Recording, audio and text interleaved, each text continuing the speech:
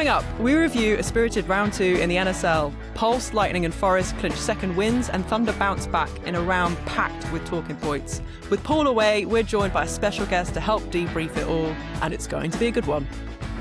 Hello and welcome back to Netball Unlocked. Plenty to talk about today, as the second round of the Super League really delivered us lots of talking points. But as you can hear, I'm the one doing the talking at the moment, and that's because Paul can't join us. It's NFL free agency. But I'm delighted to say that I'm not alone. Joining me to discuss it all is none other than two-time Super League winner and Commonwealth Games gold medalist, Jodie Gibson. Hello, Jodie, Chloe. welcome. Hi, thank you so much for having me. How are you? What's new? I'm great, thank you. What's new? So, retired from netball back in July, and my knees and my body has never felt better. Of course, Jodie, you were in that grand final. How was it? Did you know going into that match that was going to be your last hurrah? It was, yeah, I did. So, back in January, I had a meeting with my consultant about my knees after having an MRI scan. And at that point, the medical team at Loughborough Lightning and I kind of came to the conclusion that this probably should be my last season. After years of playing Netball Super League, my knees the cartilage just started to really kind of erode as the years have gone by. So it was time for me to look at what was next for me. So was amazing to be able to say my final game was at the O2 Arena. What a spectacle for netball, and just be part of that day really was the fairy tale finish. I know we came second in that final, but for me, that was just the perfect end to my netball career and to what I would say has probably been one of my favourite years playing netball last year. So very fortunate to have the opportunity to return to Loughborough Lightning and to play alongside my friends and be coached by some of the best coaches that we have in netball. So yeah, very grateful. I call it the year that my cup was full. So very grateful. Oh, that's such a nice way of framing it, I suppose, especially because I guess like knowing that your body is the thing that's no longer willing. How long did it take you to come to peace with that?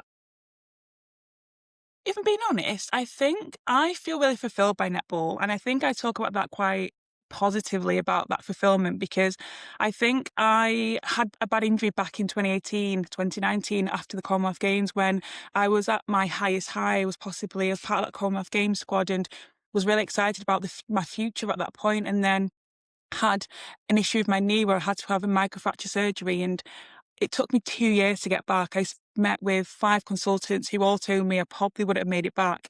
And eventually I got back onto the court. And you know what got me back onto the court was I used to have to do 10,000 bodyweight squats a week.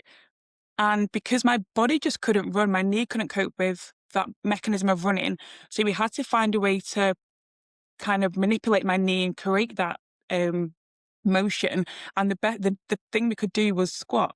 And that thing really helped. I got really strong, did my 10,000 squats, and then my mindset was really strong and determined to get back to the court. And so for me, I felt like at that time, I kind of felt like anything beyond those years was always a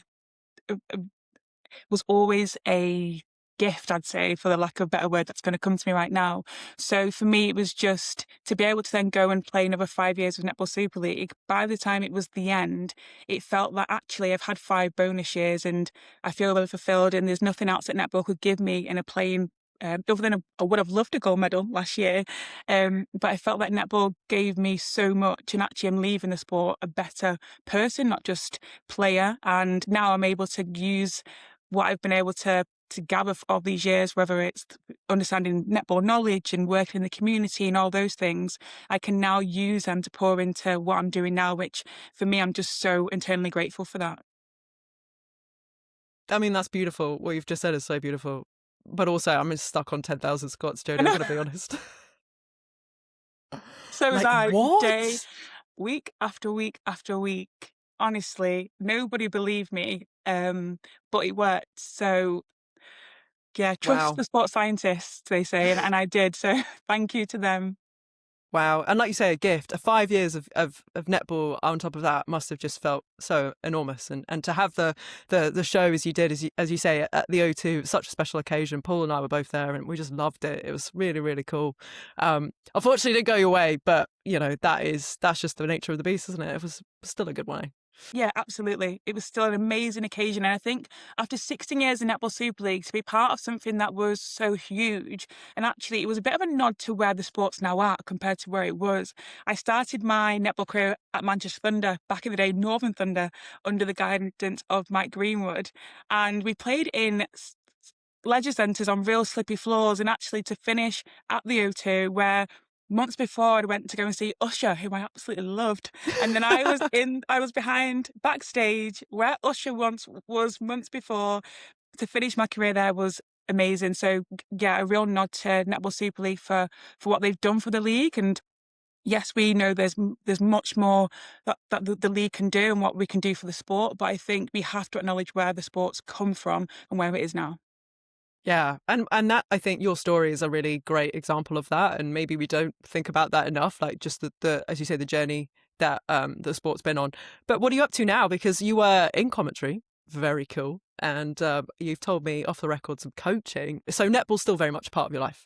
It is, yeah. So I think I'm busier now than I was last year, which is crazy because I was travelling back and forth from Manchester to Loughborough as well as working as a full-time PE teacher. So I'm still a full-time PE teacher in a really wonderful school in Manchester. And I am also the assistant coach at Manchester Thunder, well, AO Manchester Thunder Next Gen squad alongside Eliza Morgan and Kerry Allman. So Laura Malcolm called me up in the summer and said, Jodie, I want you to be involved. And very modestly, I said, no, thank you. Because, because as much as I wanted to be part of the pathway and still and pour into the next generation, I felt that I needed some time for me. And I don't think for the last few years, I've constantly poured into others, which that's always been my role in a team. I want to make sure those around me are thriving. And I think at times I neglected that for myself. So I wanted to make sure that I was pouring into myself and just having a bit of some time just to rest. And then 3 calls later, I was signed up and now, yeah, assistant coach. And genuinely, I thank Laura Malcolm because I am loving it and feel really fortunate to work with that group and to work alongside Kerry Almond and Eliza Morgan as well. It's been brilliant. And then, yeah, I do other bits of coaching as well in and around. So I am very busy, but very fortunate. And as you mentioned as well, part of that commentary team last week. It was my first time doing commentary for a full game, and then was given the opportunity to be part of Super Cup as well in that punditry role. So very fortunate that I'm getting these opportunities, but I'm a perfectionist. I'm very critical, and there's parts of I want to learn. I constantly want to evolve as a person, as a commentator, as a coach. So please, just those that are listening, those that may have listened to that first game, it wasn't perfect, but I enjoyed it, and I will tell you and assure you that I am working so hard to continue to get better, because I think if I'm good, then actually the product of netball will be better. If I'm good in that role as co-com. So yeah, I think we've all got a job to do, and by being given that privileged position, actually I think I want to make sure that I'm part of something really exciting and a product that people want to come to and not never leave. So that's what we need to continue doing for netball. Here, here. I mean, also, Jodie, I don't think you need to convince these people that you work hard with your 10,000 squats. I think they're going to believe you when you. I'm so glad I mentioned that, because everyone's going to think, "Gosh, she's so hardworking." And you thinking that, you are right. I am. And it's amazing also, like, again, for AO Manchester Thunder to keep bringing players that have been through back in to the fold. I just think that speaks volumes about the franchise, its ambitions. And we had Laura on to help us debrief the England-New Zealand series. Yeah. And yeah, just the ability to come back to where you started and to give back. I think it's such a special thing. Such a special thing. I agree. And I left AO Manchester Thunder many years ago and went to Seven Stars, went to Saracens Mavericks, which is now London Mavericks, and went back to Loughborough Lightning, and now I'm back at AO Manchester Thunder in a different role, but it's a real full circle moment. And yeah, very honoured to be given that opportunity to go back and kind of, learn as well from Karen Gregg, from Laura Malcolm in their roles in Netball Super League, as well as, supporting the next gen squad. So it's been great. Amazing. I mean, Jodie, we might have to now add podcaster to your esteemed list. Well, we'll see how we get on. Okay, we'll talk at the end. Because my word, we have things to talk about. Because this was a kind of a round of netball that had everything in it, and we're going to start like we normally do, Jodie, with the news section. And actually, there's one big thing that we'll get to. I'm sure people are waiting for us to get to it, but just some housekeeping, as we call it. We actually, in a round of statements, let's say, we actually got another one for the streaming difficulties. Actually, on the game that you commentated on, Sky Netball apologised, and they have since uploaded a clean copy of the game to YouTube. So that feels like progress. Frustrating that it's 3 out of 4. Like we're still not getting these things right. But Jodie, that kind of accountability, do you think that is that a good thing? That we're now getting acknowledgement of when things don't work? Yeah, absolutely. I think in previous seasons when we've had these technical issues or we haven't had this coverage, there's never been an acknowledgement of any issues. And actually, you've got fans who are engaging in our sport, and then actually it looks like they're not important to Netball Super League. Actually, without the fans, without the community, the product is nothing. Yes, we can go and play, but actually without people turning up to watch us in arenas or in venues, and then actually turning up to watch us at home or on whether they're watching the games from, then actually the netball is nothing. So for me, the acknowledgement is really important. But then actually what's happening now after that? It's been 2 weeks, 2 rounds and 2 messages. And it's great that they're doing that. But actually, what's going on behind the scenes? How are we going to make this product better? How are we going to make sure that this isn't we're at 10 rounds in and we've had 10 statements. It's great to put them out, but by statement number 3, do something about it. We have to. Yeah. I absolutely agree. I think, apology, great next step. What comes after that? I think that's a really important question, and definitely something that we're going to obviously keep our attention on as we go forwards. The same goes for the stats as well. There was, as of last night, there were still some errors on the Super League website, which is just like last night I was just deeply frustrated again because it just feels like, and I've said this so many times, and the people here are probably pretty. Probably a bit bored of hearing it, but I'll keep saying it because you just cannot properly, I find, talk about sport with the professionalism it deserves if you don't provide the right data. And it gets to a point where it's like, what if I misrepresent a player? What if I misrepresent a club? Especially when we're going to go on to have the conversations that we're going to have. You need historical data. It really informs the discussion. So another thing that really ought to just start getting better, and I don't really know what comes next, like where the buttons are to keep pressing. We on the podcast we do speak with England Netball and the league when we find mistakes and let them know. So from our side we are doing our bit. But Jodie, it was something that Claire Jones actually said to us. She said, when you're asking us all to be professional, that all of this stuff has to come as well. Is that fair? I think that's still really fair. Yeah, when I heard Claire Jones say that on the podcast in conversation with yourself and Paul, I thought, yes, finally, somebody is saying what we're all thinking. We talk about stepping into this new realm of professionalisation, and we really pride ourselves on it. And there's been so much about it. But actually, there's other things that now need to move forward with it. And the data part of it is really, for me, is really frustrating. And I know that the Netball Fantasy League at the moment is brilliant. I've not got a team yet, but I'm thinking I might put one in. You need to get involved, Jodie. I know, I really do, but I just, for me, by not having the data right and not moving with that times of us being in that pressure era, I think it just, again, causes more disruption in the enjoyment of our consumer. I think having things like the Fantasy League, what it does is it's going to really encourage people to get involved with netball. They're going to watch the netball. They're going to want to know what's my played on this weekend? How many points have I got here? And if that data isn't correct or that data is not updated in time, it then puts everything else on the back foot. And then people then disengage. I think at the moment, we're really fortunate to have people who are quite tolerant in netball. And actually, there's only so much tolerance people have. There's only so many times you can say, I know, but it's netball. Oh, it's netball. It's not good enough for me. So I think there has to be a real surge and a step forward in this of actually everything. We want to be a grade A sport, and that means everything's got to rise with it.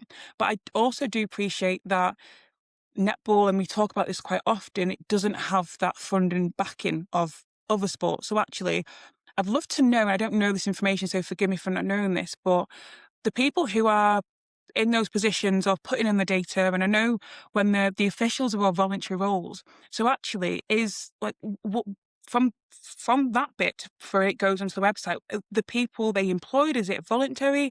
What is it? And actually, by maybe putting people in those positions and putting my emphasis on that and actually investing that funding in that, again, just gives us another nod to the fact that our sport is professional. And so for me, that's something I'm really interested in and should probably go and have a look into a little bit more, because I think that possibly could be a reason why there's that disconnect. But I'm not sure if you know anything more about that or... No, I'm with you. I understand that there are technical officials and that they're in a voluntary role, but there is somebody that's behind the website. The website was new as part of the relaunch of the league, so obviously there was a conscious decision to sort of upgrade that. It does feel sometimes that the old website was better, like the way it was presented. And so on, and then we do have teething issues. So presumably there is a team of people behind that. And as I said, we flag whenever we see errors. But yeah, it's just that sense of storytelling, of of hyping up a player. Like, who else is going to be watching our league, watching our players that we're not even thinking about, because we're consumed in our little bubble here in the UK, but perhaps there are fans abroad that want to know, want to compare, and you're not representing the players properly anymore. So yeah, just another rant. Sorry everyone, but here it is once again. We won't stop, I don't think, I'm afraid. Okay, right, Jodie, on to the big one, the big item. And this is going to take some explaining, and I want to do this properly because I think this requires quite a lot of nuance. So I'm so pleased that we have you, because I think you're going to be brilliant on this. But it pertains to the Friday night game between London Pulse and LexisNexis Dragons. I'm going to spell it out because perhaps some folks aren't on social media in the way that some of us netball nerds are. But we'll get into the game in our review section. But this is really about Alicia Scholes and something she did on court that was not picked up by the umpires during the game, but got picked up on social media. Videos, clips of it appeared, and it prompted Scholes to respond in various ways. And then eventually, by Tuesday afternoon, there was a statement from the NSL about how fans interact with the game. So, as I said, in case everyone's not been across it like we've been, here's a timeline. I think that probably helps. So, in the game, there are 5 minutes and 13 seconds left on the clock in quarter 4. Pulse are leading 43-50, but Dragons are about to surge. And then Scholes does a two-handed push into the back of Vicky Booth, who is receiving a reset pass on the transverse line. So that forces Booth offside. The umpire clocks the offside, calls the offside call, so the ball is turned over back towards Pulse, and Scholes is celebrating that moment. Pulse go on to win that game by 1. As I said, Dragons were about to surge in that super shot period. Clips appear of that two-handed shove on social media. Scholes responds by clipping up some of the tweets on her Instagram story, sort of defending herself. There's a quote, so you can get constantly shoved for 60 minutes off the ball and one pushback, and that's all people want to talk about. Bored to tears of seeing my name on that app being Twitter, X. Some of the tweets, yeah, there's a range, right? And some of them are about the criticism of the play, and some of them are beyond the criticism of the play. Late on Saturday night, Scholes posts a 14-minute long video that's later deleted.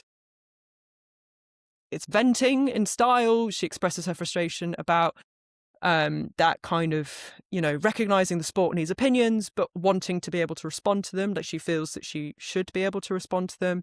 Says this response is more of a build-up of her believing that people have more to say about what she does on and off the court because of who her dad is, and years of constantly seeing things and not replying, and, this is sort of built up. Says there is a difference between netball and football. She draws the comparison between the two. She mentions that she is advised by media people at England and Pulse to move on and get on with it, but that's not her nature. She said netball is a happy place, takes a moment to express her frustration around the England selection narrative. Obviously, I was devastated, she says. And then she speaks about her dad speaking about her selection at the time. That was a post that was made that sort of made news. It made a Sky Sports article for sure. And then it's deleted. Doesn't stay up there for too long.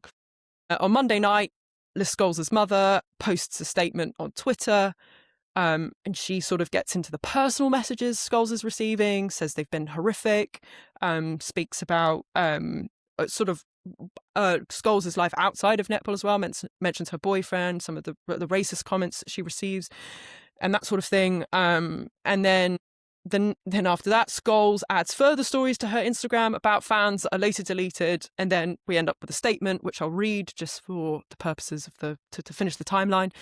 The Netball Super League takes our responsibility for ensuring the sport remains a safe space for all extremely seriously, and we do not tolerate online hate or abuse in any form. We encourage healthy discussion about our sport and competition, and would like to share a reminder that we are built on community, empowerment and respect. Passion for netball should unite us and create a safe and positive space for everyone on and off the court. Jodie, where do we start with something like this? Because to me, there's a lot going on, and I think we need to kind of unpick it.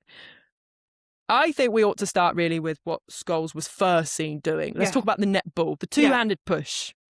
What do you make of it? So, the two-handed push. Look, netball, there's been quite a lot of conversation recently, especially since round one, about the physicality of netball this season. And there's always things happening on and off the ball.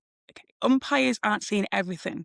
I think from that incident that happened on Friday night, I've also seen on social media somebody clip up another 5 or 6 incidents across all the games this weekend, from an Ella Clark shove to a Casey Chouani little shove into the circle. There were things happening all over the court.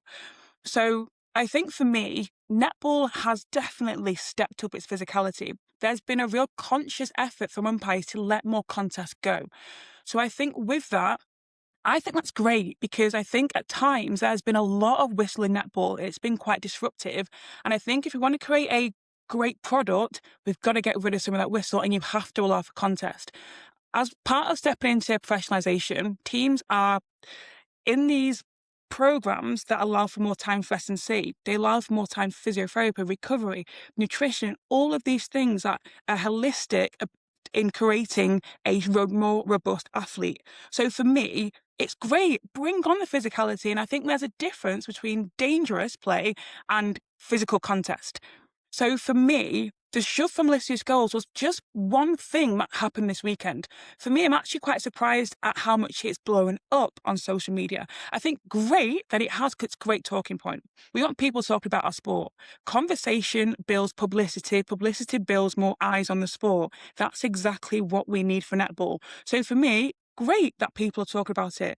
I can't go on TikTok. Even today in my classroom, I was delivering, sorry, just to go off a tangent for a moment. We were talking about personality in my A-level P class, and one of my girls brought up this situation, and I thought, come on, girls, we're talking about netball that I've not had to bring up. You have said unprompted, oh, miss, blah, blah, blah, blah, and it was linked to this situation. And I thought, well done, netball. Well done, netball fans. Well done, netball community, for creating this moment for our sport. So, as back from my tangent.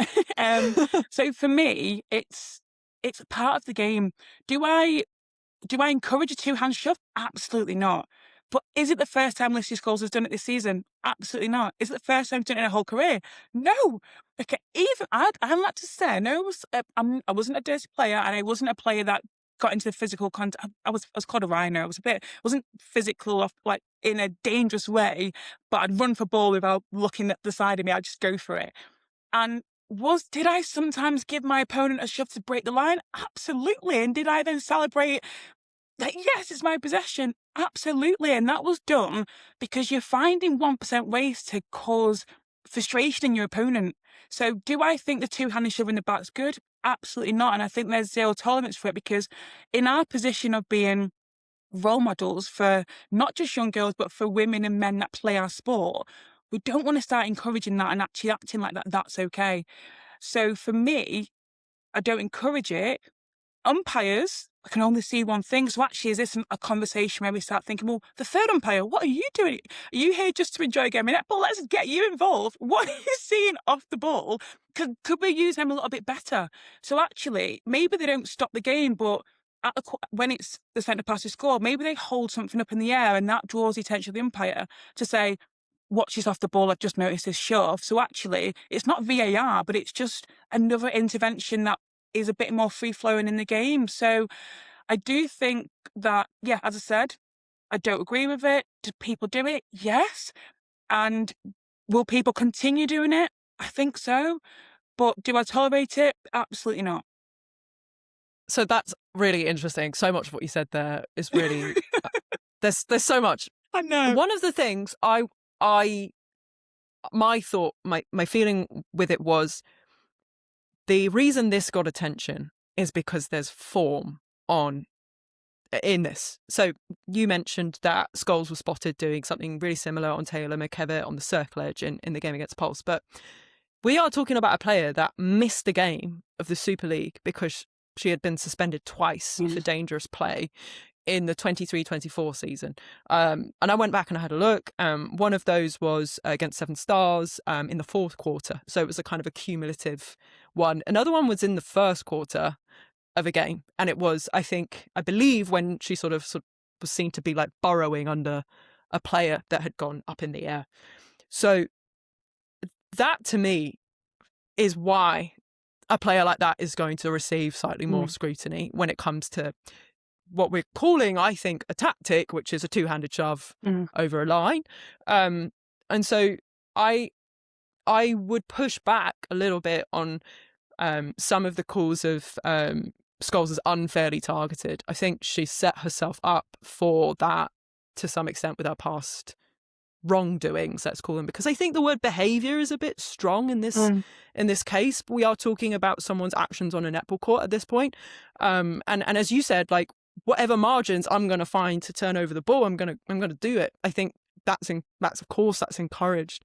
But then I think are we saying like be smarter? Like don't get caught. Well, she didn't get caught. Actually, we should say it wasn't picked up by the umpire. You made that point, but it is on live TV, so that is at a risk of being spotted and picked up on. But your point about the umpiring, Jodie, is really interesting because we looked at penalties. Up on the show notes. There are already a list of the most penalised team is Birmingham Panthers on 127. So, we're looking at 60 penalties a game. Thunder at the bottom of that list with 68, but Pulse are in second on 109. And you mentioned the physicality and how that's kind of a natural build-up of players you are professionalising and building. Do you think the game is getting dirtier, let's say? That's a really good question. Do I think the game is getting dirtier? I don't personally. Look, I'm not on court, so I'm not feeling it. I'm also not in a team environment listening to those quarter-time talks, listening to those post-game conversations, or seeing my teammate coming out of training like heavier legs or sore because of the hits they're getting on during the game. So maybe I'm missing a trick here with not necessarily looking into the action more and actually looking at it from a player's perspective. Am I noticing it more during games? Not in a dirty way, I don't think.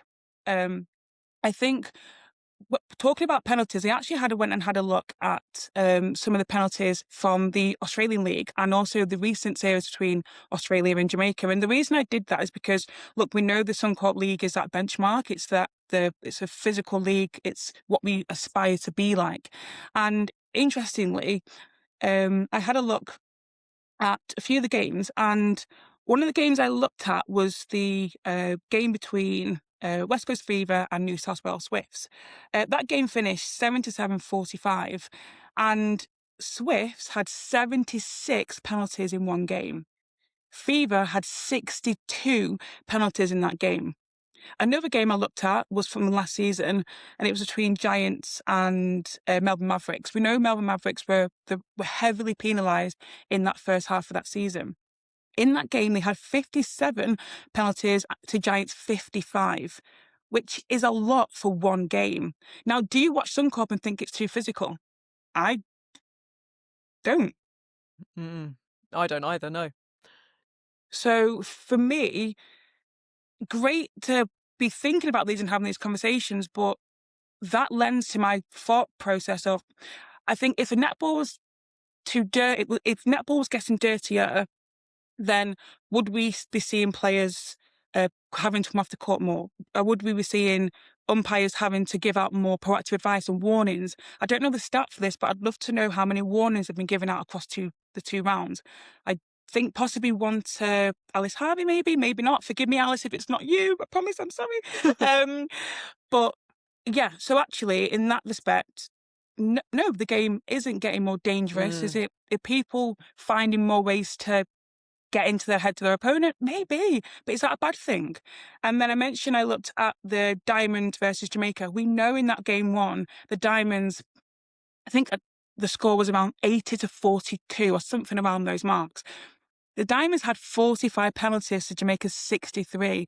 That's still an awful lot of penalties in one game, which, no disrespect to Jamaica, but it's a pretty one-sided game. So actually, for there to be 45 from the best team in the world, Australia Diamond, that's still a lot. So a lot of whistle, a lot of interruption, but the speed of the game didn't dwindle because of it. The physicality wasn't a talking point. It was just get on and go. So it's interesting. It's interesting to see how it's going to play out this season. If umpires will blow more, will umpires let more contests go? I don't know. I think they're learning as much as players are to adapt, to think there's definitely been an acknowledgement of more contesting, but umpires are also figuring out what it looks like for them. So it'd be interesting to see what that looks like as the rounds start to progress. 2 questions for you. The first, do you think then that we need a third umpire or some sort of VAR system for something in netball, just in your personal opinion? I think we could definitely utilise that third umpire way more than we do. I think definitely, because as the game's getting quicker, we're now acknowledging there's more off-ball stuff. Actually, is there an opportunity there to have that third eye of that umpire who's got more of that holistic view of what's going on from the side of the court? Because all respect to umpires, they're seeing so much, but that ball's moving quicker. They've got to be getting into position. So actually they're missing stuff, and that's okay, they're only human. But actually, why not utilise that third umpire a little bit more? A bit like in rugby, where you've got the assistant referee has a mic into the main referee and says, actually, I think you need to go back and look at that. And they obviously have video tech in rugby, but there is that dialogue that's going on, and someone is watching something from a different angle that can kind of see maybe something the referee can't. I mean, a pitch is much bigger than a court, but still 3/3 of netball where there's, as we said, there is off the ball stuff happening all the time. Maybe that might be something that evolves as the game evolves, as the athletes evolve as well. Okay, great. Second question to you. Is it something that you're taught or coached to kind of, find ways to position yourself or to get, how much is it encouraged as a coach? Like, how much of is that having conversations about little ways to sort of get ahead? I think most coaches I was coached by would never say, go out there and pull or tug or push. That was not how I've been coached by any of my coaches, because actually it's, let's find tactical ways, let's find technical ways to get better than your player. But someone like a Liz Scholes, for example, whilst we're just talking about her, is she's going to get easily frustrated by you being on the body. That doesn't mean you're going to pinch and pull and push her at all. But actually, as she made acknowledgement to in her statement of, how is this player allowed to just push me and be on the body for 60 minutes and I can't retaliate once? So actually, I think there are certain players in the league who you can get under their skin a little bit more because of what they're overtly showing in the way they react. So it's not encouraged by the coaches. It's not part of the analysis during that week, but yourself from watching, from knowing, from hearing things. Because actually, in games, you might have a friend that played against Leeds Rhinos a week before, and actually Paige Reed, for example, might be really annoyed when you're pushing her up, or when you're going back to centre pass, if you stand in front of her and to frustrate her, that's going to rile her up, and things like that. So actually, and that's just me using Paige as an example. Paige is quite calm, to be honest with you. She don't think she really bats an eyelid, except when she's going back to after taking a good shot. But yeah, so you're going to learn those things as you play, and the more experienced you are. Look, Jay Clark is the most decorated player to ever play, and was one of the most amazing, humble sportswomen I've ever played with. But did she know how to roll up her opposition? Absolutely. So I think there's definitely players that know and learn how to get the best and the worst out of their opponents. And that's sport, right? And we should say Right? that Exactly. that Yeah. you've got to find the margins for victory. And yeah, maybe it's the little psychological things, as you say, like, oh, if I just keep, I mean, a classic one is like batting the ball away when the shooter scores a goal, Yeah. that sort of thing. Like that stuff counts. I think maybe what we can say in this circumstance, though, is when you look at the world's best wing attacks, given that Scholes' wing attack, Liz Watson expects to be ridden all the way through the Yeah. game like that. So is there something perhaps going forwards where that might be, as a coach, something you'd say to Scholes, right, let's work on your psychological game here, because this isn't ever going away. You're a key part of Pulse's attack end. Your connection to Liv Cheen is really important. So can we work with you to be less bothered so that you don't retaliate? And retaliate is a word in the rule book that is explicitly not allowed. Like it's it's there for the umpires to see, black and white. Yeah, and I think we have to acknowledge, though, that Liz Scholes is still in the 24. I think this will Right. still come with experience. You also mentioned, we previously spoke about the fact that in the 2023-24 season, she was suspended twice. Last season, she possibly she's maturing. I think you have to acknowledge that she's maturing. And I think I think people are often probably more surprised that the player that they've been talking about and championing all in the off season, from England selection to everything else, has now done that, and they think you're meant to be an England rose. We want you to go to Commonwealth Games. We want nothing but the best for you. So actually, is that again a reason why there's been more conversation about that? But I do think we have to acknowledge the fact that she's maturing. There's less of that in her game. I think when I played previously against Alicia Scholes, you've been able to frustrate her. I've seen her have great battles with Aliyah Zavanika, and that stuff was off the body, off the ball, pushing, you shove it. And last season when she was playing against Beth Cobden, I didn't say that once. And maybe because it's Beth Cobden, but there wasn't a lot of conversation about the behaviours of certain players off the ball last year. So actually, I think people have moments, people have blips. This might be a blip, and actually she'll learn from this. It's a learning. Hopefully, there's been lots of factors this week where not just Liz, but many people can learn from this and think about how they move forward from this, because we've got to move forward from it. We can't sit here and continue to hold this against her for the rest of the season. Like, it's not fair on her, and it's not fair on the netball product. Let's celebrate the good stuff. Let's talk about the stuff that needs to talk about, but then let's prepare for the next round. Absolutely. Okay. And so I think great discussion that we've just had on the netball.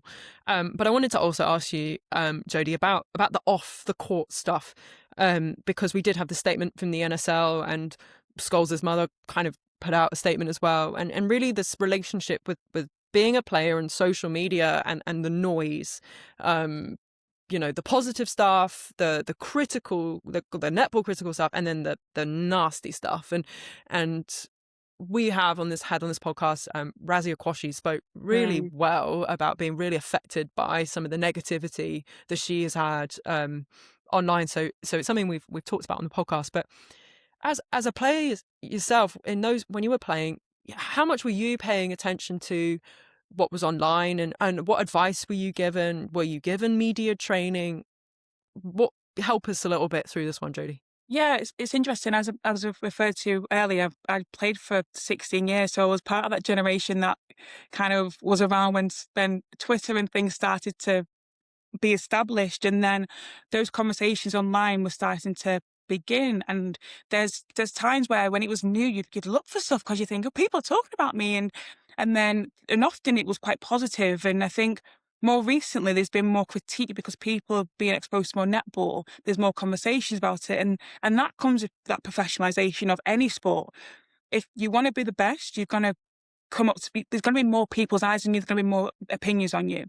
And I do think, as Vazia Quashie shared on this podcast, but I have friends who have openly spoken about as well on their own social media, or that they've taken time out away from social media, or because they just couldn't face the critique. And I think people deal with that differently.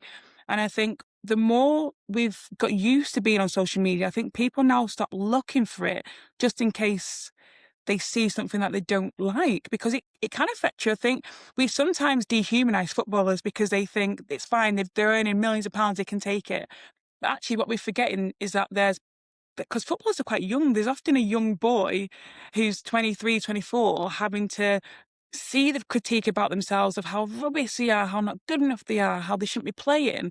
And actually, because they get all this money, because they're part of this incredible product, we often think, oh, it's fine, they get on with it. And I think for netball, we're still very much in that, not necessarily the infancy of critique, but kind of feels like that, of that the real hardness kind of the last 3 or 4 years. And I don't even think some of the conversations are just people's opinions. People have their opinion. It's Twitter, it's Facebook, it's Instagram. It's great that those conversations are happening, but I think when reflecting on it, there's not been enough intervention from me that's come early enough for players. And I think there's definitely more accountability needed from, whether it's in the netball, whether it's Netball Super League, whether it's franchises who stand alone, to have a bit more ownership on that education part of actually thinking about, well, how do we support players that are experiencing this? How do we maneuver our way around these difficult scenarios? And I think we can take this Lycia Skulls scenario as well. And for me, for a 24-year-old who has been spoken about a lot still on social media and has 100,000 followers, whose dad is famous, who's been a centre of conversation, not just for netball, but for other stuff that happened on social media years ago with and other things, and with a boyfriend we don't see, but she's been posted on even like gossip sites because of who her boyfriend is now, and there's so much conversation and talk and opinions on her, and then the expectation is for her to be the one to go and have to say, I've done this, and have to be accountable, or not accountable, but has to be the one to have to face people and say something. And actually, for me, take that ownership off players, franchises, England netball. Yes, the Netball Super League's come out and did that generic statement. Fine, great. But actually, someone needs to come out and just say, we are supporting our athlete through this. This is what's happened, or something along those lines. And actually, this would have happened in any other sport. They've got those press conferences, they've got lots of different things. Even agents might send a message out to publications to say whatever's happened. And I think in netball, we're not at that space yet. So there's so much onus on the athlete to have to be the one that's being front and centre of having to go back to the communities on social media to share their part. And actually, are they being guided rightly? I'm not sure they're being guided at all in some parts. And I think most recently, I think the NPA are putting those interventions in, which is great because they're doing brilliant stuff for us, for the athletes behind the scene. But I think that needed to come earlier for me. Yep.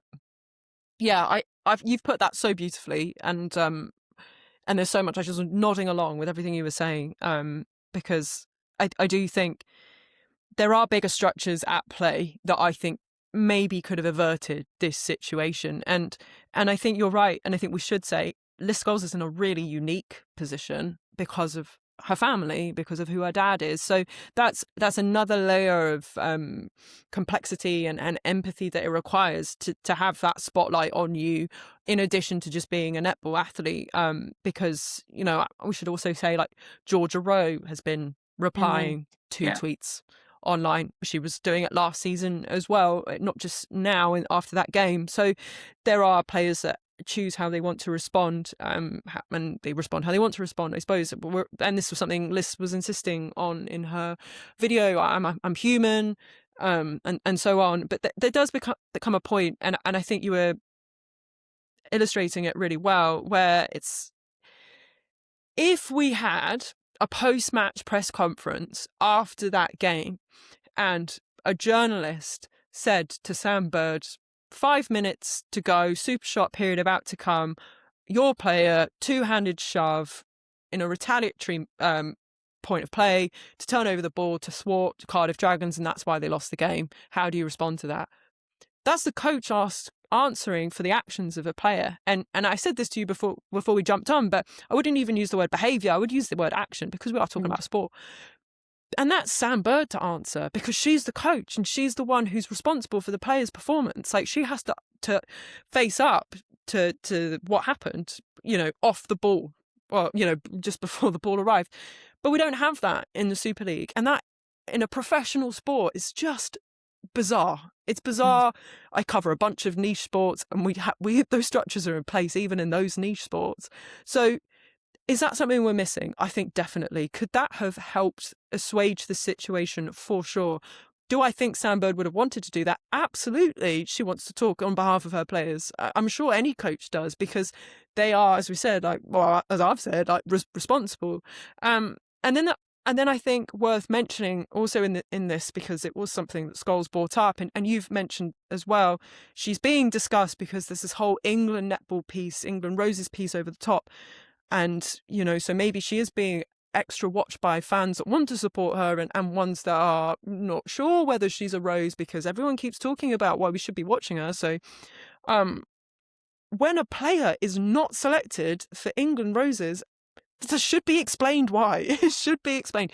We should have, after announcements, after selections, some sort of accountability for why you chose that player and why you did not choose that player. I can see it. It does happen in other sports, even if it's just a sentence. But Scholes felt compelled to explain her selection on her social media, and that feels relevant to how she's responded now to this criticism, and the fact that she's brought it up again. So I think that there are the people that run this league, and the sport in this country, England, need to look at how they want to be. They can control the narrative. The narrative actually could be much better organised by them, and we could not be here having to worry about someone's social media profiles and watching it at 10:40 on whatever it was, Saturday night.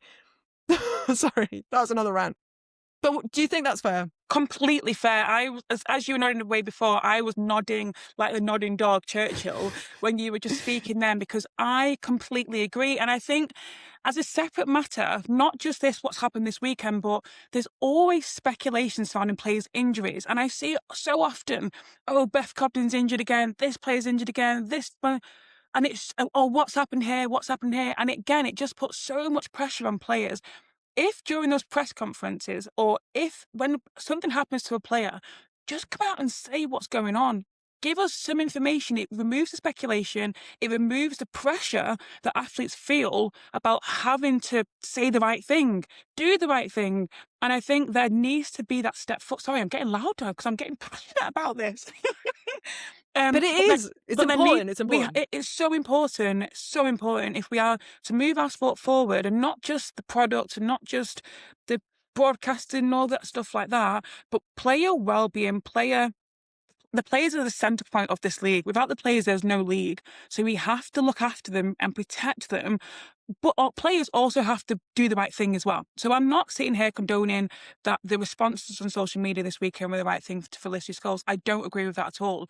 I think as a player in that, as a former player, because Jodie retired, there is a responsibility that you are a role model. And I think back when we did have that media training, that was really emphasised that you are in a public light for netball. You need to make sure you are doing this, and this right. You need to make sure that you aren't just Jodie Gibson, the girl from Manchester that loved going out with her friends on a night out, that needs to stop because she was a netball player, which I did. Don't worry, everyone. You can't be posting that on social media back when I was 17, 18 years old. So actually, it made you have to change. You have to shift your mindset in now because you're a role model. People are looking up to you. Sponsors can go onto your profile, and if you're not doing the right thing, then actually, well, we're not taking your sport seriously. So I think there's a bigger thing for this, and I do think there's a need for that education and just a bit more. This is what we expect. This is what I want. And I wonder, actually, I can't remember whether there was anything in our contracts as players as we sign for the season about social media and how we use it, because maybe it's time to put something in the contracts. Absolutely. Yeah, you literally preempted my question because Really? I do think yes, but it's you're a professional athlete at the end of the day. It's your job. In the same way that there are things I have in my contract that I can't post, because that social media is inextricably tied up with your character, your personality. We don't need to try and argue that distinction. We're going to make it. We're going to say that that's the case, and there are things you can and cannot say. You cannot talk about X, Y, and Z in this manner, and people in jobs everywhere will recognise that. I'm sure it's definitely been added in as we've gone forward because people have opinions. Yeah, I do think, and I think that's really important. Maybe that's where we should end it because we've really talked about this quite a lot. Yeah. But I think we've done a really good job on it. But yeah, that maybe. You have your personal Instagram or whatever, and you have your public one, and you need both because you need your followers, and followers are a big part of sports sponsorship and growth, and I think netball could really benefit for its netballers being followed, but you have to manage the way that you are publicly, outwardly facing, in the same way that you are not the same person in the office as maybe you are at home. Maybe you love a Friday night out, but maybe your boss doesn't know that. Do you know what I mean? So there's definitely so much to be learnt from this, and I think we do want, you and I both before we came on, again, we talked about the word sensitivity, and we condemn, I condemn, and I'm sure you do as well, Jodie, in the strongest terms, anything that is personally attacking, anything that's, discussed, I think people, always need to check themselves a little bit when they're passionate, but, anything like the DMs that Scholes' mother was suggesting she received, that's disgusting, horrible, should never get to that level. But there is a lot of nuance in what we've also said as well. So hopefully, I think we've covered it. I think so. Hopefully, yeah, I think so. Hopefully, people that listen will enjoy that and agree that. Or if they don't agree, then let's have a conversation around points. It's hopefully going to ignite some conversation from this.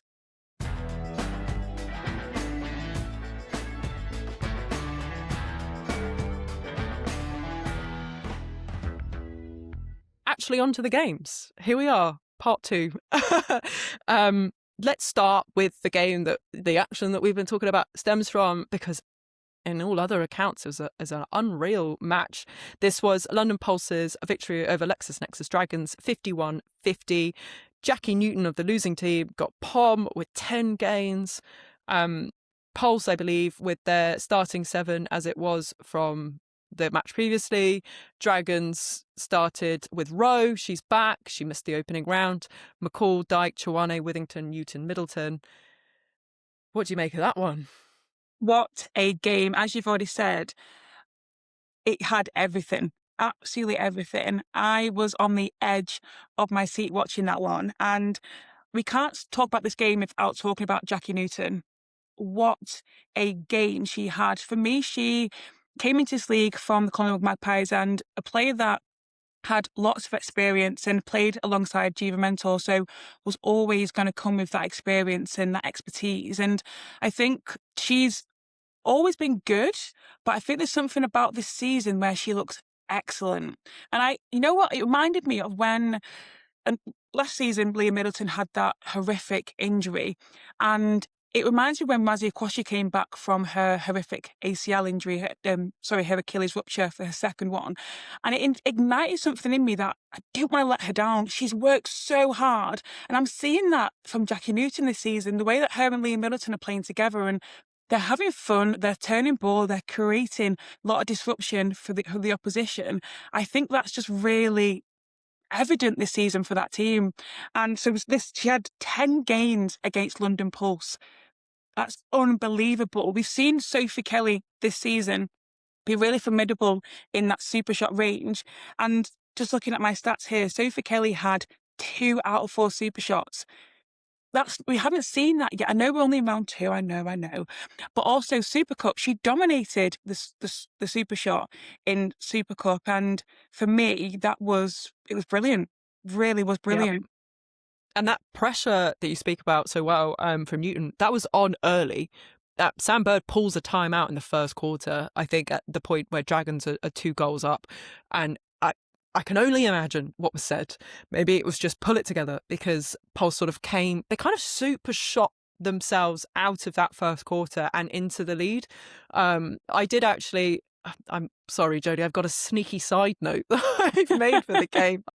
Put it into the show notes. But Dragons lost possession on attack 9 times in that quarter. Pulse lost possession 8 times on attack. So there was a lot of spilt ball. It speaks to the game, I think, that in itself. But the difference, I think, early on was that Pulse were able to find the super shots, sort of give themselves a bit of a buffer, then going into the game and then to build on. But then it was that kind of final quarter where Dragons then use it to come right back in it. That was electric, those last 5 minutes, it felt like. It really was. And again, a nod to Neve McCall. I thought she has entered this season and she means business. I think for me last season, I was fortunate to be in a training environment with Neve McCall because she was at Loughborough Lightning in that next gen squad. And she suffered an ankle injury quite early on. It meant that she was out for the rest of the season. So again, like Leah Muddleton, she's got that determination this season of, I was out, but I'm back. And there were times where it was evident that she was the one that wanted to take the super shots, but the craft that we saw from Dragons to be able to create those opportunities against a formidable London Post defence, let's be honest, is that they've got the best defensive record in the league. But the calmness that they were able to show in those moments, and the way with Dragons, they're a frustrating team to play against. They're good in possession of the ball. They've never had an issue really with but going back to line and then recycling the ball. That's always been something that they're quite good at. Often play a lot of phases, so therefore it creates a turnover opportunity. But in that game, there was just something about them where they were confident with going back and they were happy in possession of the ball. And I think a team like that, when they're on that high, was why they were able then to charge and surge forward in those final minutes. So for me, a brilliant 17-9. They kept London Pulse to 9 in that final quarter, and it was just, sensational. And Vicky Booth came on really well. I thought Ellen Wivington, again, a player that I've been really impressed with. She came on to play and then moves into that centre position. But yeah, I thought Vicky Booth came on and did a really great job in that wing defence position as well. Yeah, I completely agree. I have in my cheeky side notes, Ellen Withington, exclamation mark. The one thing also in that game that struck me was 4 attacking contacts for McCall. That crazy. But I guess the game, as we said, was quite fiery, spicy. It's probably why we ended up where we did. But that, 4 attacking contacts is going to be so painful, really expensive. They were, but I guess that final score, 50-51. Jodie, where do you think London Pulse are then after a result like that? Where do you think how do you think they go back, that bus back from Cardiff to London? What are they thinking? Well, I think for them, it would have been that relief to actually have won that game. Yes, it was a close game, but they still got the 3 points to be at the top of the table. So for them, or second in the table, forgive me for not knowing that. But for them, they'll have that relief. I think that game will only, for me, the way that team are, the way they come together, I think it's only going to be a learning opportunity for them to make sure they start well, because ultimately they didn't start well, but they were able to find themselves back into that game. I think they would have learnt a lot about themselves. I think there's a lot of pressure on their backs. There's been a bit of a conversation around they're champions. They're the team that everybody wants to win against. So I know Halima Adio spoke after round 1 about wanting to annihilate teams, but every team's coming for them. They're not going to annihilate every team. So actually now, how do they move from that annihilation mindset to still have that, but also know how to win ugly? And I think for a team at London Pulse, the fact they were able to hold on to that win, because a 17-9 quarter was is unbelievable from the Dragons. I think they will learn a lot from this, but so I'm looking forward to how they respond. But they're coming up against Loughborough Lightning, who are, yes, in round 3. So they can't afford to drown because Loughborough Lightning are in great form at the moment. So they've got to think about what the next game's all about, and I'm interested to see how they come back from this. What about yourself? How do you think they're going to respond? I think there's got to be a question raised about how they close out games, because they've now let 2 players take bonus points off them when they sort of came into the last 5 up and clear. Thunder managed to get just within 5 again through the super shot, and Dragons, as we've just said, have done that. So that kind of what's the word, composure to really see out the 60 minutes I think is going to be really important, as you say, because they are who they are. So they are the defending champions, and they want to go back to back. So that's just got to be something I think they'll want to look at, and again probably think about their start too after that game, because it was a little bit all over the place, and as you said, Loughborough Lightning are next. So, but we'll get to that. Get to that. We've still... sorry. No, you're good.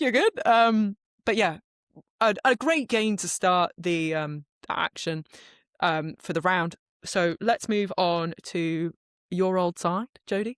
One of your old sides, I should say. My most recent side. Your most... You said it was almost your favourite year, I think. No, it was. Like that, yeah, it was. Yeah, it was. Yeah, Loved it. Okay. Loughborough Lightning 70, NIC leads Rhinos 41. This was at home at David Wallace.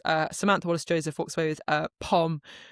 Lightning start with Harvey, Appleby, Prince, Panagari, Shaw, Joseph, Clark, Wallace-Joseph. Beth Durant is still out. Rhinos, Gordon, Reed, Massa, Bayless, Howard, Fizzer, Brown. Now, this game was so interesting because the first quarter, it's 17-all, and we think, oh my God, we've got a game. And then quarter 2 happens, and it's 27 to Lightning. And then from there, I mean, the foot goes down. Jodie, Lightning are in some form, it feels like. They really are. And what's been really pleasing, Lightning made 2 changes going into the 2026 season, and both of them have become starting 7 players and have seamlessly fitted into that squad. And I knew last season, being part of that squad and that franchise, Loughborough Lightning had Mary Cholhock in that goal shooter position for many years. So it was all about establishing those new connections. And there were times in games where those connections didn't work for Loughborough Lightning. So although we got to that final, I know collectively as a group, we weren't necessarily really ecstatic about the netball we were always playing, especially in the first half of the season. So for me, where they're started now and where they could get to this year is scary, because they're already playing great netball. And I think Sammy Wallace-Joseph looks great. We know she can shoot. We know she had many years at New South Wales Swift, and is fearless in the super shot, so is a real asset for that team. But we saw Ella Clark step up this week, and we know Beryl Neal can also shoot those shots from range as well. So they've had a great start to this season. Yeah, and I think Rhinos started off pretty structured and were sort of winning ball, but also Joseph was missing a couple. It was quite rare, but there were opportunities there, and that, Sam Arifasa still walks away with 5 deflections, 2 intercepts, 4 gains. It was still a big day out. But again, if we go through all the quarter scores, not just that second quarter, but the fourth quarter, 16-5, it was unrelenting, I think, from Lightning, and Samantha Wallace-Joseph scores 47 points at 86%, 9 super shots at 75%. Clark, according to our friend Nettie Jean, is 100% for the season. And in comparison, Gordon only scores 17 points and no super shots. I think for Rhinos, that it's a tough test early, isn't it? Like to come up against Lightning, and that's the side very much still figuring out its connections, is to use your words, with Gordon, because she's still so fresh, it feels like, and that midcourt is so young. Bella Bayless was coming up against her old side there as well. What do you think? What positives do Rhinos take away from that game? I think we have to acknowledge that where they were going into that the last 5 minutes of the second quarter. So I made some notes on this because it was really interesting. So before the super shot, it was 25-24. So when that Amex super shot buzzer went, that was the score. And then at that point, so for me, in that first half, so the first 25 minutes, oh God, I couldn't do the maths then. That's why I stuttered. I'm First not 25 famously not minutes, very good at maths on this show, so don't worry. I had to put an apology out last week. Rhinos are in this. As you mentioned, Visser was turning ball defensively, so was Jazz Brown. A quieter game for her, but she was still finding ways to win ball. I thought we've seen a more confident display from Gordon in that game. I thought she was taking ball a lot more confidently. I think against an Alice Harvey, who's good on that 1v1, I think she can take lots of confidence from that. I still think at the moment it's very clear that Paige Reed is having to do a lot, not just physically, but also mentally, because she's basically having to orchestrate what's happening in that attacking end, which it's tiring having to be that person to constantly have to say, get in this position, do this, do that. So not only is she having to do her own role, but she's also having to support the role of Gordon, which we're seeing is she's getting better, and she will continue to develop as the season goes on. So actually can take a lot of confidence from that first 25 minutes. But then even coming out into the third quarter was 17-12 to Loughborough Lightning. So yes, it was still at 5-goal deficit, but they were very much competing at times in that, again, for the first 10 minutes. I think we saw Harriet Jones come on in the last 2 minutes of that second quarter. So maybe could Lauren Palmer would have injected her earlier, but we also appreciate that Harriet Jones is coming back from a concussion injury or a head injury that she sustained at Super Cup. So actually was Lauren Palmer just being a little bit mindful around how she injected her in. So maybe if we got Harriet Jones in earlier, coming in that 2-minute mark, her first thing was to take a super shot. She's coming in cold. It's difficult. Then you're chasing the game. So I think tactically they're still figuring that out with the shooters that they've got.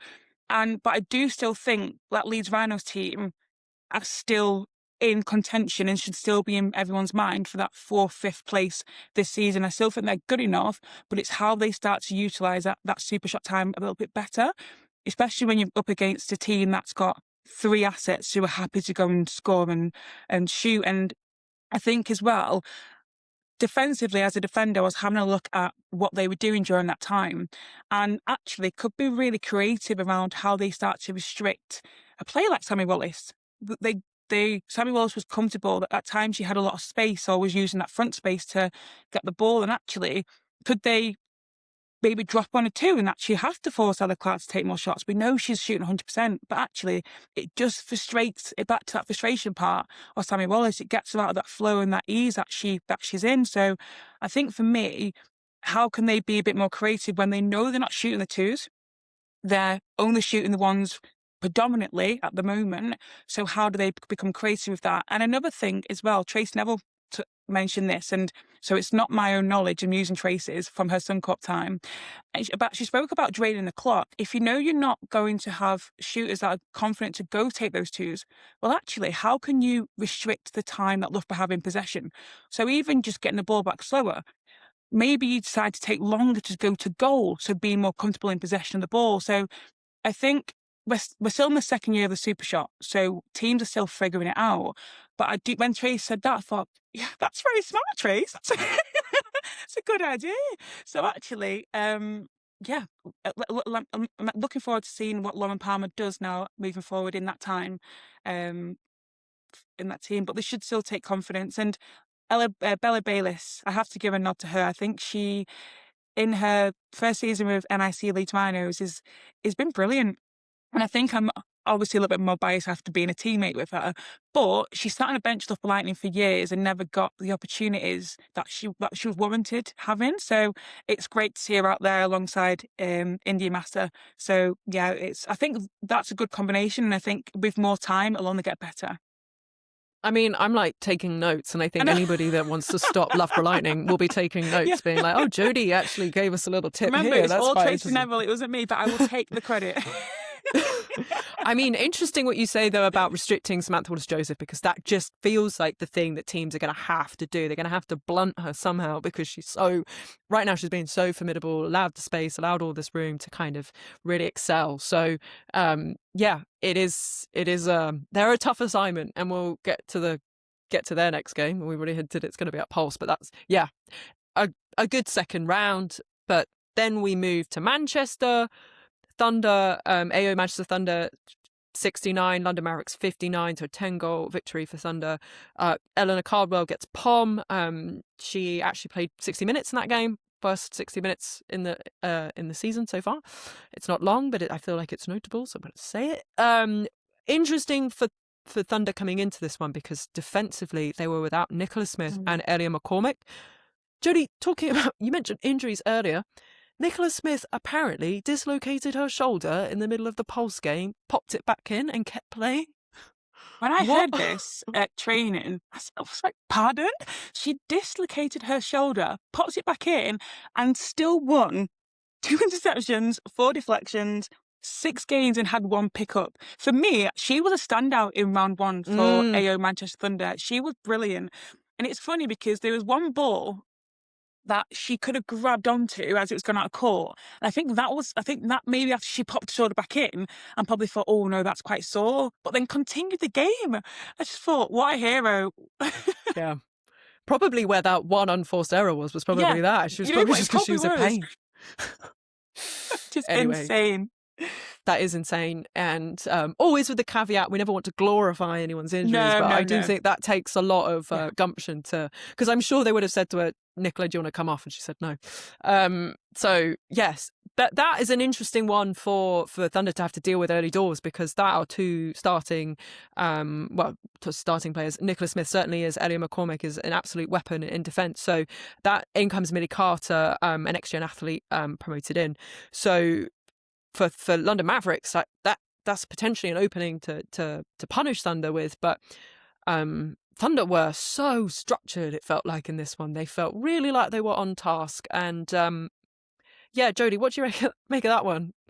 Yes, as you said, Thunder was structured, and for me, they looked like Thunder. I think seeing them in Super Cup and moments of round 1, they looked like Thunder. I think Thunder have a real clear identity when they're on court. They open up the court really well in attack with those swings. Defensively, Taylor McKevitt was brilliant in that game. I think Susie Liversidge is a fantastic wing attack. She's really key and very pivotal in that role of supplying the circle and accessing that circle edge. And I think Taylor McKevitt really shut that down, which then forced Tamsin Greenway to take Susie Liversidge off to have a look at Amelia Hall in that wing attack position, which we didn't see much of last season. I think, if I remember correctly, Susie didn't come off at all, which was earned. She was brilliant. So it was interesting to see what that attacking end looked like without her, but also the work that Taylor McKevitt did defensively was brilliant. But yeah, I think going into it, London Mavericks possibly did think, oh, they're without Nicola Smith. They've not got Elliot McCormick in that position. So it's always quite difficult to plan when you're against players that you haven't yet had much of an eye on. So the likes of Millie Carter and next-gen athlete as well, Faith Benene also got elevated in that week. She got called in, which was amazing. And although she didn't play, she's still having that opportunity to be in and amongst all of that will only serve well for her if she ever gets called upon again. So yeah, a great game from AO Manchester Thunder. And I think London Mavericks, they had a slow start. That first quarter was 19-11. But after that, every other quarter finished. Quarter 2 was 16-14, quarter 3 was 17-15, and quarter 4 was 17-19.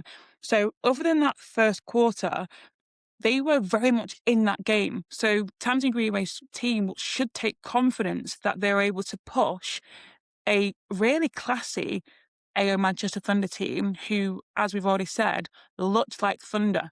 So yeah, they look connected. So I think they should take confidence of that. And now just need to think about how they start and how they then push on. But I think what she can be really pleased with, Tamsin Greenway, is we obviously saw the week before in round one, her team lose the lead that they had. But actually, it was great to see them be able to find ways to use the super shot effectively, play the 1-point game when it was needed, and capitalise on those turnovers when those turnovers were created. So I felt like, although there was a loss, she should be really pleased with how they were able to execute quarter 2, 3, and 4. I think one of the things that I kind of picked out that kind of struck me was that George Inger, Emily Andrews, and Emma Thacker, Inger was on 20 points, Andrews on 19, and Thacker on 20. I've never seen a load distributed like that before among three shooters. I suppose, Jodie, do you think that George Inger is the right starting shooter for Mavericks? What about that front end could be improved? Because it feels like in Mavericks that's where, if you're going to unpick them, it's going to be in that area.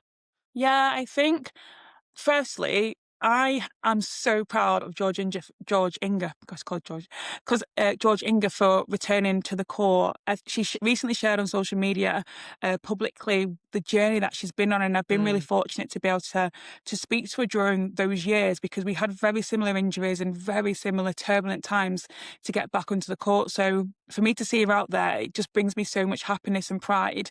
And I think Tamsin Greenway, when signing George Inger, signed her with, not as, I wouldn't say a risk, but she knew that she needed time to get back to the pace of the game. So I'm wondering whether it's quite strategic that Tamsin Greenway is using her as her starting player, for one, to optimise the fact that after one, she's warm, she's ready to go. Other things as well, she's allowing her to get back up to the pace of the game in those moments. And I do think at times it looks sticky for London Mavericks. I think when Emily Andrew enters a game with Emma Thacker, I do think that circle works better, and I think they're able to find more success in that. However, I don't discredit what George Inger is doing, and I think you have to also give her time to get back to the pace of the game and start to understand her angles and all of that stuff in relation to who she's up against. Because yes, last year she played next gen, but it's another step up again this year. So Sure. And actually, I think Thacker and Andrews have a partnership from last yeah, year as well. So yeah, maybe naturally that it flows a bit better when they are together. yeah, definitely. And I think you can see that. And I think even just a confidence of a player like Suze Liversidge to give that ball, I think it's clear where they want that ball when it's those two in a circle. I think at times when the feed's ready to go, I think George is still potentially finding a screen or finding an angle, and actually I think that times there is potentially that disconnect. But I would still trust in George Inger because they're still competing when she's on the court.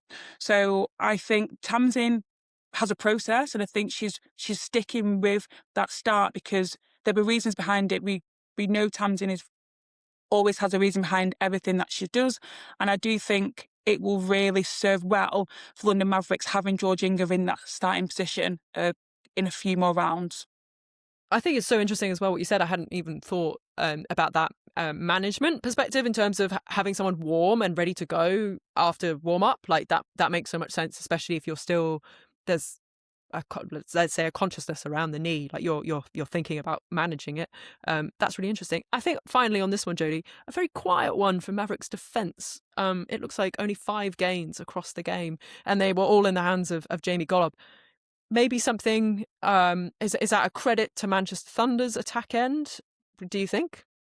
I think I was there watching it from the arena in Manchester, and it did look like a bit of a disconnect. I think Eleanor Cardwell definitely got the better of Razzie Kwashi. And actually, I think previously we've seen Razzie Kwashi, when she's not gaining success on that 1v1, she's able then to go and fly. But she wasn't looking for those balls. They weren't necessarily creating those balls, but Thunder were using that width for the court. They were using those longer balls into pockets. So there were things to go on, but it wasn't a conscientious effort to make them. I think instead of Razzie going out for them, we know that Izzy Phillips is brilliant on that backing up, but she wasn't always gaining success from that. So for me, it would have been great to see how London Mavericks would have adapted and changed and looked at different ways to create those interceptions. So, but Jamie Golub is brilliant.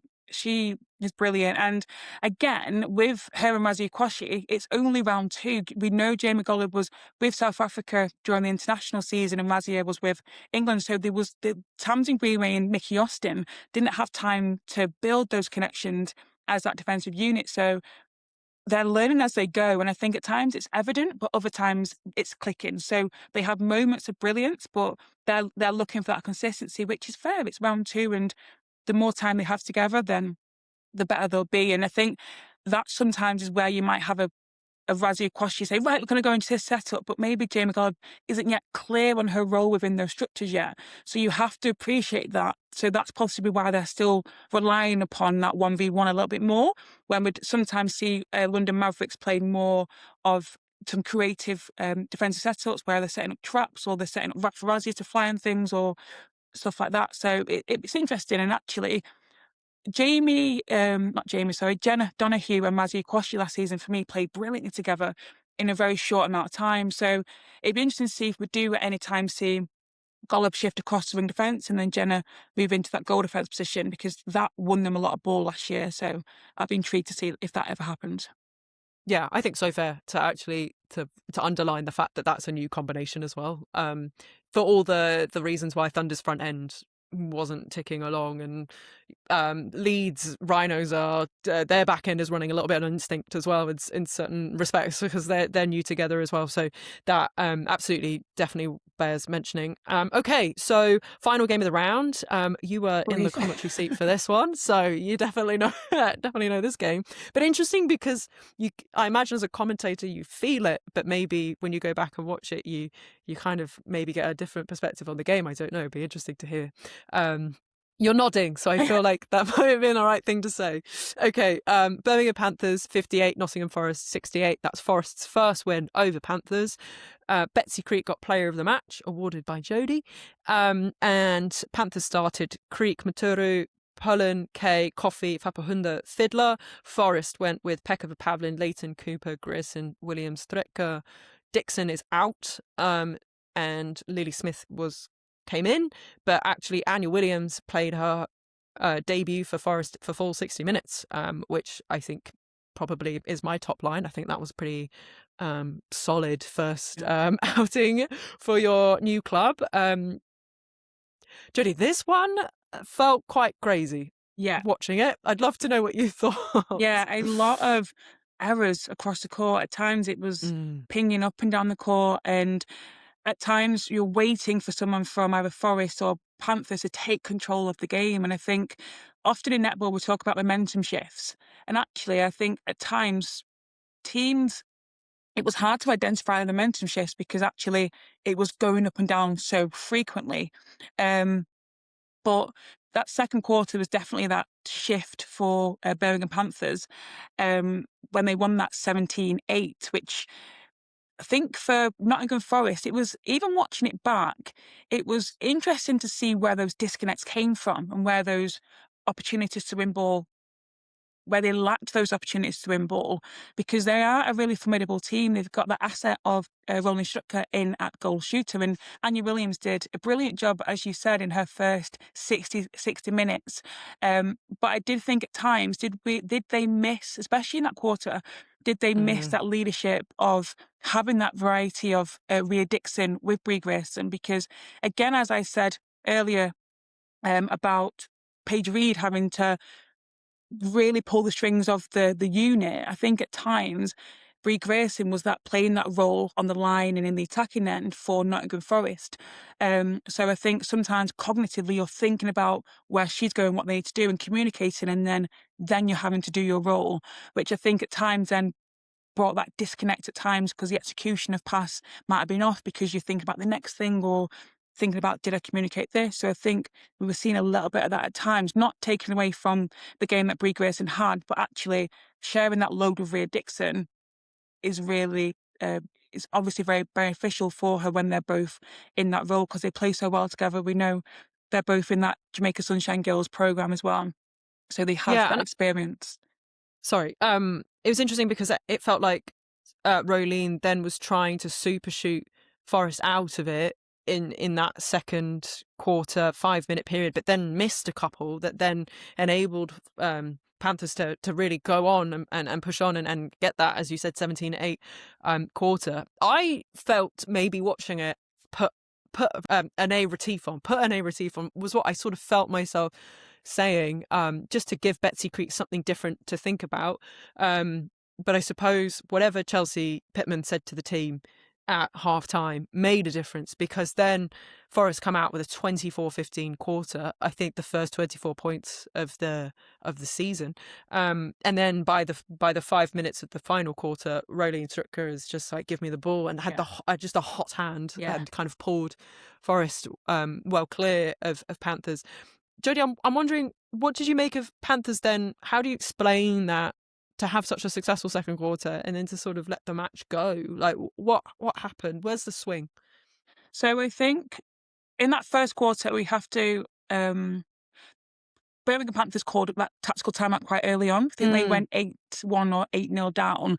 So actually for them to then come out of that really well, and I would as well, Sonia McClone was telling me to get on and do a job. I'm like, okay, I'm sorry. For them to then pull back that 17-13 goal deficit, it was excellent, an excellent finish that quarter, considering where it could have finished.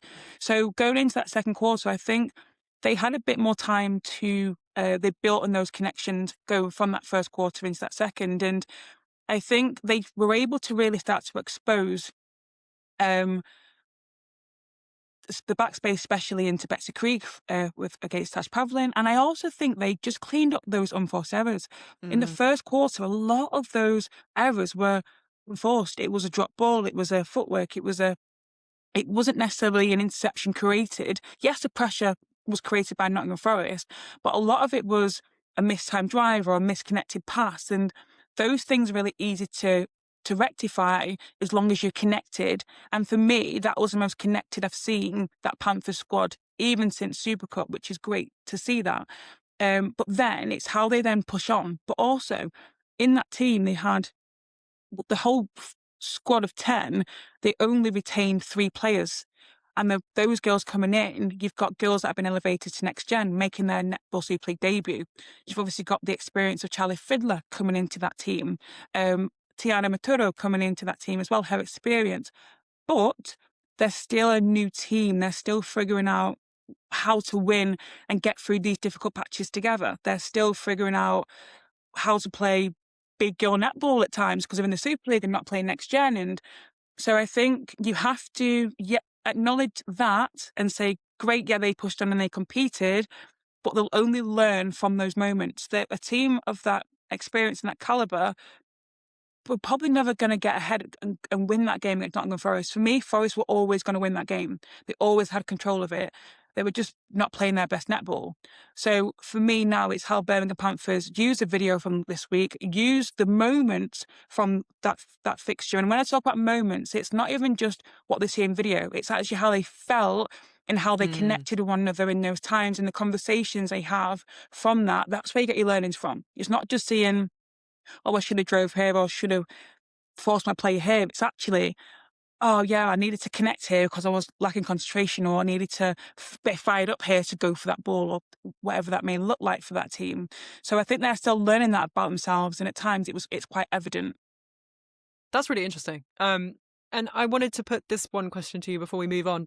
Charlie Fiddler, another big stat performance from her: 5 gains, 4 rebounds, 4 deflections, but 19 penalties. Now, I should say there was no kind of, I don't think she received any kind of proactive speaking to. I think only Tammy Fupahunda did. Yeah. And it did feel at times, there were moments that sort of stuck in my head where the Forest's attack move almost staccato because it was penalty, penalty, penalty. And there are 4 players in double digits, not just Fiddler. Is that something as well that, as if you're McCloma, are you saying to the team, like, clean this up? Absolutely. And I think I made reference to this on commentary, that every penalty creates an opportunity for Forest to go, oh, thank God, set up, go. Oh, set up, go. And actually you lose momentum as a team. So for me, Panthers have to start to clean up. I know I spoke earlier in the show about how in Suncorp they've got high penalty counts. But for a team like Panthers, who are still learning and building those connections and still thinking about how they build pressure and how they win ball, by cumulative pressure, they have to stay in the game for longer. If you're constantly having someone out, it just breaks the connection. You're back on a 1v1, you're then chasing.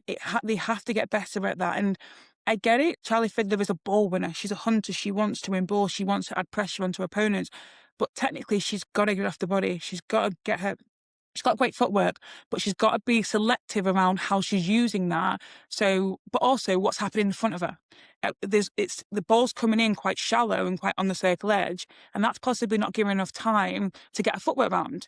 So they've got to think about, well, how do we create longer passes into circle, or how do we create better opportunities for Fiddler to create an inception, or how can we maybe create a front back switch in the circle between herself and whether it's Fapo Hundo or whether it's Gabby Coffey. But at the minute, again, they're still figuring that stuff out. Yep. And actually, I think finally, I thought McGee was an inspired sub as well. She had big impact for Panthers.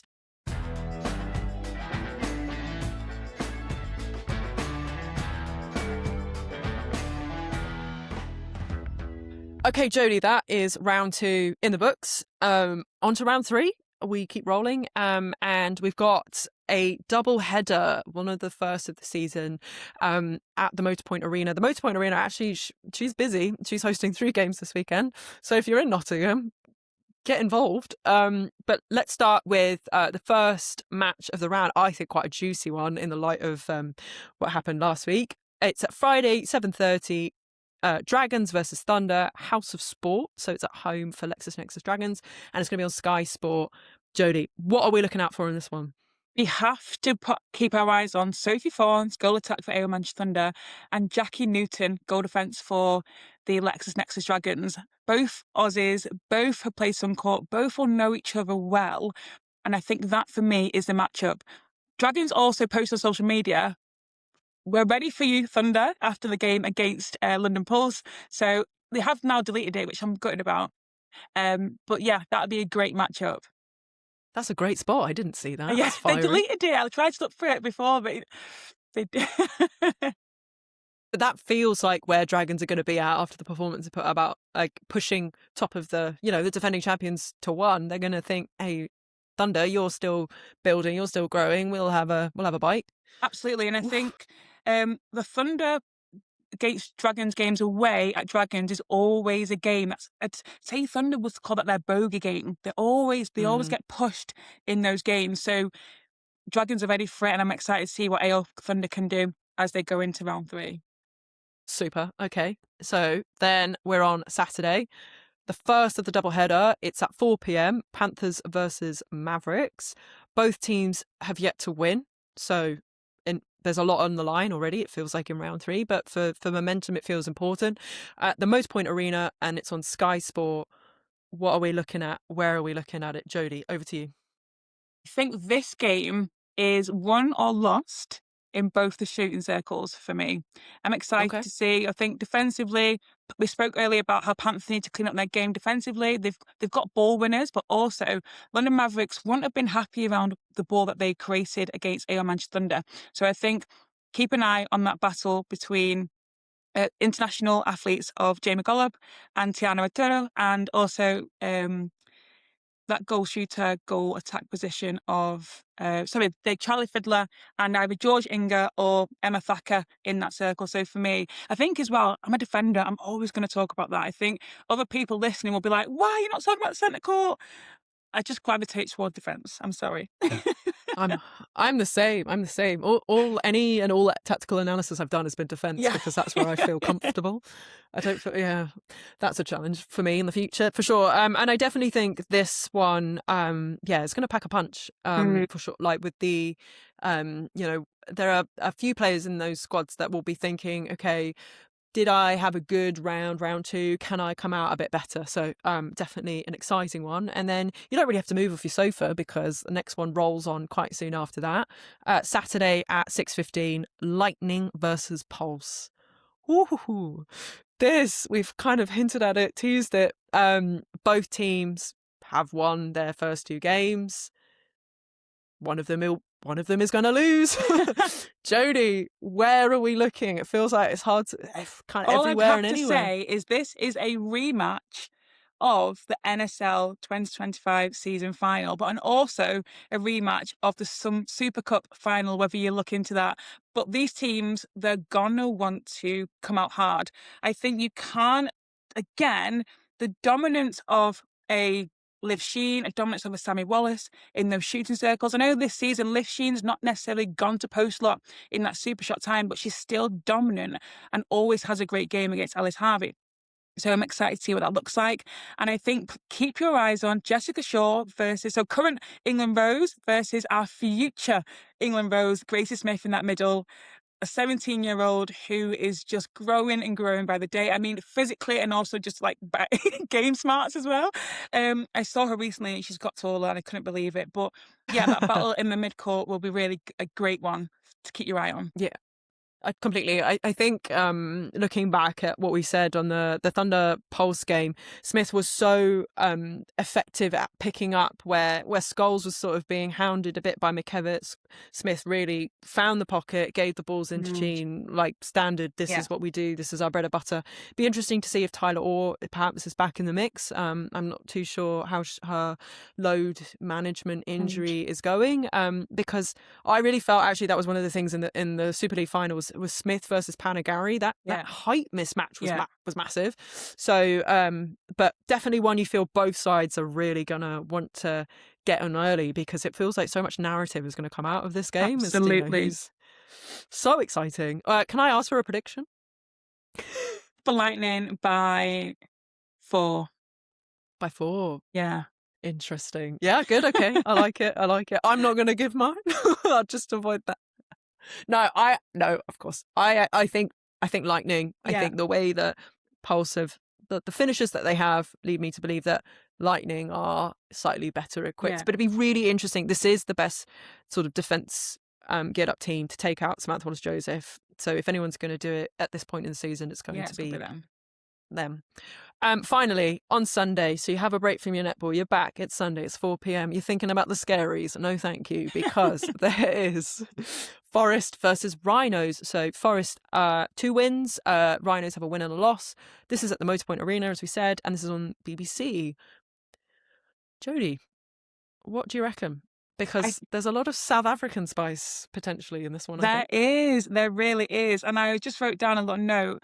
Rolling Strucker against Jazz Brown, so England international. But then also, there's no Jazz Brown without South African goal defence, phenomenal athlete, Samarie Visser, who is, for me, and I put this on record, one of the best goal defences in netball right now. And do you agree? Yeah, the hand up there. Paul keeps grilling me because every time we talk, I talk about Samarie Visser. He's like, brilliant. My prediction is you're going to predict. She she's truly phenomenal. is a talent. Footwork, you know what? I'm not going to. I know this is meant to be a quick section, but her footwork, her speed, her height, everything. Yeah, great athlete. So happy she's in our league. So happy. But absolutely, I do think I was thinking about it with Amy Carter and Kanisa Chouane. The that South Africa-England series sort of looms large over some of these matchups, because there was a sense South Africa really dominated that final test. There's not a sense they did. They did. There's not a sense. Thank you for the score says they did. 15 goals says that did happen. You're absolutely spot on. I will correct myself. But Jazz Brown on Rolling Stricker, that's an important matchup going forward. So this will be a game watched very closely. Particularly also, we don't really know about Dixon and the state of her injury. And you spoke very well about how important there were moments where she was missed.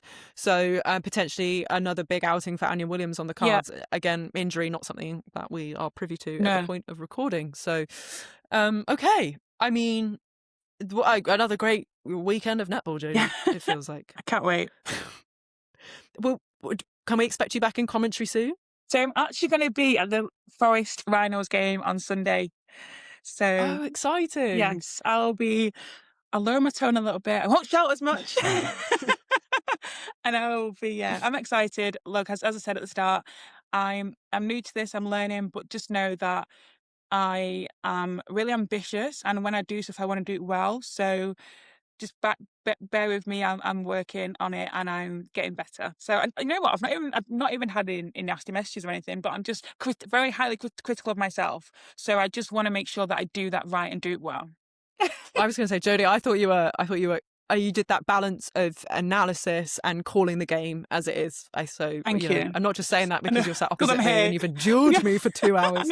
But no. Well, I think otherwise that's that. But before we go, I just want to plug our episode with Norma Plummer that we just slipped out on Monday. We had so much fun with the Plum. It was so blessed to have had her time and to have her wisdom and expertise. Jodie, do you have any Norma Plummer anecdotes? Because you must have crossed paths with her at some point. I have. And the thing that always comes to my mind straight away with Norma Plummer is, do you remember, I think it was Commonwealth Games, maybe 2018, possibly that year, could have been different competition, but she did that dance with the South African players. Do you remember that video? And I just thought, yeah.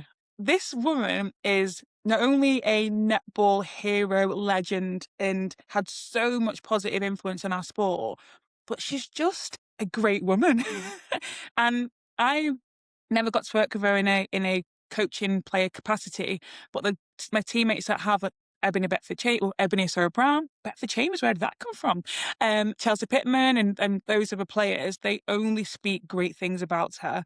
And yeah, when I saw and I listened to the episode, but I said it at the start before we started, I think it's an appreciation to what you and Paul have created on this platform. I think to get, let's call her what she is, the queen, to come in to talk netball with you and with Paul, just is a huge nod to the fact that you've created a platform that's a brilliant product. I think you have to emphasize that. It's a brilliant product. The analysis and what you do really is a tier above. And the detail and the way you educate and the way you engage people in conversation is brilliant. So that's why Norma Plummer was on this show, and that's why you're able to create brilliant content with the queen of netball. Jodie, I'm blushing. How dare you? You're welcome. Pay me later, okay? I think we'll have you back on. Yeah. Yes. Or take everything from Norma Plummer. She was brilliant, and so insightful. And I think I've been thinking about it as come for the hot takes, stay for the anecdotes, because that's really what that chat was full of. Great stories. And this, Jodie, it has been a whirlwind. We've had so much to talk about. You've spoken about it so well. And I'm sweating. Thank you very much. I'm so hot.